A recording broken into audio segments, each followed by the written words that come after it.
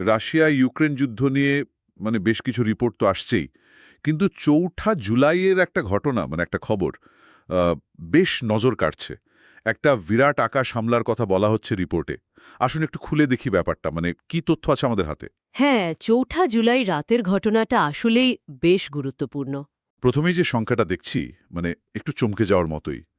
এক রাতে নাকি ৫৩৯টা ড্রোন আর ১১টা মিসাইল। এটা তো যুদ্ধের শুরু থেকে এ পর্যন্ত সবচেয়ে বড় হামলাগুলোর একটা মনে হচ্ছে। সংখ্যাটা অবশ্যই বিশাল। ৫৩৯টা ড্রোন, সাথে আবার মিসাইলও। এটা শুধু আকারের দিক থেকে বড় নয়, এটা কিন্তু একটা অত্যন্ত ওয়েল কোঅর্ডিনেটেড অ্যাটাকের ইঙ্গিত দেয়। ওয়েল কোঅর্ডিনেটেড বলছেন? একসাথে এতগুলো জিনিস চালানো। হ্যাঁ, ঠিক তাই। একসাথে এতগুলো ড্রোন আর মিসাইল বিভিন্ন দিক থেকে, হয়তো বিভিন্ন উচ্চতায়, বিভিন্ন গতিতে পাঠানো, এর পেছনে যে একটা সিরিয়াস প্ল্যানিং আর রিসোর্স লেগেছে সেটা বোঝাই যায়। উদ্দেশ্য অবশ্যই ইউক্রেনের এয়ার ডিফেন্সকে একেবারে অভিভূত করে দেওয়া। কিন্তু রিপোর্টগুলোতে এটাও তো আসছে যে ইউক্রেনের ডিফেন্স সিস্টেমও বেশ ভালো কাজ করেছে। বলছে প্রায় ৪৭৮টা ড্রোন নাকি তারা আকাশেই নামিয়ে এনেছে। এটা তো অসাধারণ একটা সাফল্য। অবশ্যই, অবশ্যই অসাধারণ সাফল্য। ৪৭৮টা ড্রোন ভূপাতিত করা, বিশেষ করে এই রকম একটা ম্যাস অ্যাটাকের মুখের কথা নয়।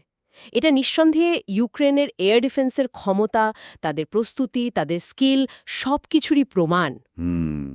কিন্তু এখানে আবার অন্য একটা দিকও আছে, যেটা আমাদের দেখতে হবে। হ্যাঁ, সেটাই ভাবছিলাম। ৪৭৮টা যদি ঠেকিয়েও দেয়, তাহলেও তো বেশ কিছু বাকি থাকে। প্রায় ৬০টার মতো ড্রোন। সেগুলো কি লক্ষ্যে পৌঁছেছিল? রিপোর্টে দেখলাম কিয়েভে নাকি ক্ষতি হয়েছে। ঠিক এই পয়েন্টটাই গুরুত্বপূর্ণ। এতগুলো ঠেকানোর পরেও কিছু ড্রোন কিন্তু ঠিকই তাদের টার্গেটে হিট করেছে, বিশেষ করে রাজধানী কিয়েভে। আর তার ফলে দুঃখজনকভাবে একজনের মৃত্যু হয়েছে আর বেশ কয়েকজন আহত হয়েছেন বলেও খবর। ও, তার মানে এই ধরনের ম্যাস অ্যাটাক, ঝাঁকে ঝাঁকে যখন হামলা হয়, তখন সেটা কি পুরোপুরি ঠেকানো প্রায় অসম্ভব? দেখুন, এটাই আধুনিক আকাশ প্রতিরক্ষার একটা মানে কঠিন বাস্তবতা। 100% সুরক্ষা দেওয়া, বিশেষ করে যখন প্রতিপক্ষ এই রকম স্কেলে হামলা চালায়, সেটা প্রায় অসম্ভব হয়ে দাঁড়ায়। কয়েকটা ড্রোন বা মিসাইলও যদি ডিফেন্স ভেদ করে ভেতরে ঢুকে যায়। তাহলে তো উদ্দেশ্য সফল, তাই না? ক্ষতি করা, আতঙ্ক ছড়ানো। একদম সেটাই। আর এর সাথে আরেকটা বিষয়ও জুড়ে আছে। এই যে একটা ড্রোন ধ্বংস করতে যে এয়ার ডিফেন্স মিসাইল ব্যবহার করা হয়, সেটার দাম কিন্তু অনেক ক্ষেত্রে আক্রমণকারী ড্রোনের চেয়ে অনেক বেশি। হ্যাঁ, এটা একটা বড় পয়েন্ট। ফলে দীর্ঘমেয়াদী লড়াইয়ে এটা একটা অর্থনৈতিক চাপের বিষয়ও হয়ে দাঁড়ায়। অ্যাটাকার কম খরচে অনেকগুলো পাঠাচ্ছে, ডিফেন্ডারকে অনেক বেশি খরচ করে সেগুলো আটকাতে হচ্ছে। আচ্ছা, রিপোর্টের আরেকটা দিকে আসি।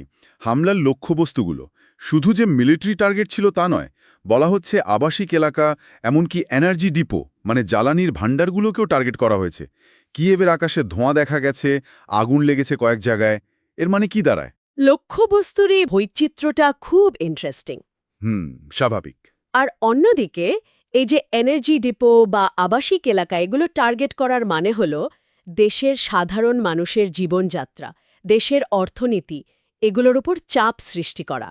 বিশেষ করে সামনে শীতকাল আসছে, তার আগে যদি জ্বালানি সরবরাহ ব্যবস্থা ভেঙে দেওয়া যায়, তাহলে তো তার প্রভাব হবে মারাত্মক।